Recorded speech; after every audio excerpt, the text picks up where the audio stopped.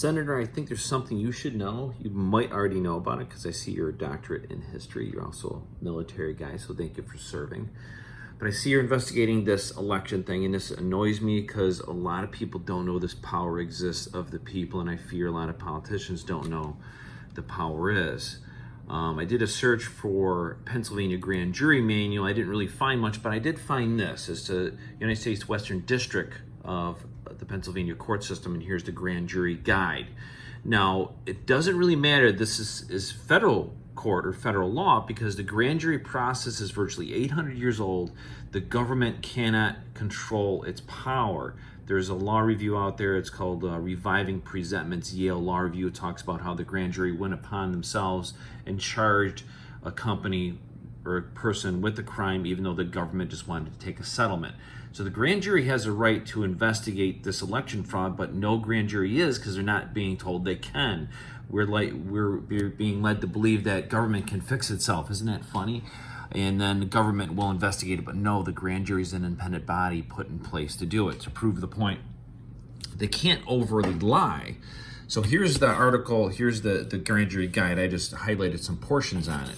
So just to prove a point that the origins of history is from the Magna Carta, because our founding law came from England. So from 1215 AD.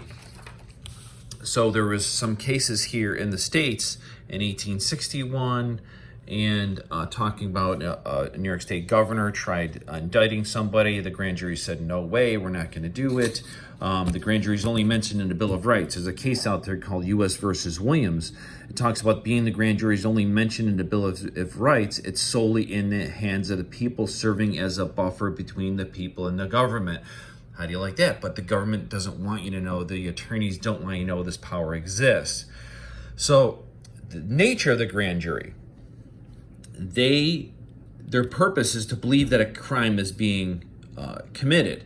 Now, in that U.S. versus Williams case, there's also a statement in there stating that the grand jury can investigate merely on a suspicion. They don't need proof that a law or any evidence. They can act off a suspicion. That's in the U.S. versus Williams case.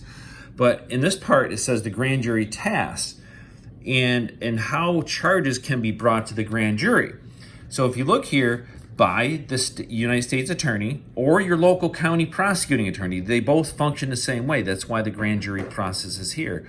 Number two, by the court that impaneled it, or from personal knowledge of a member of the grand jury, or from matters properly brought to the member's attention. That's called a presentment. Because in the Bill of Rights, is to be charged with a crime, it's a presentment or an indictment. In that Yale Law Review, I talked about how a presentment is totally different than an indictment. A presentment comes from the grand jury on their own knowledge what they want to do, because the grand jury is an independent body put in place to fix the government.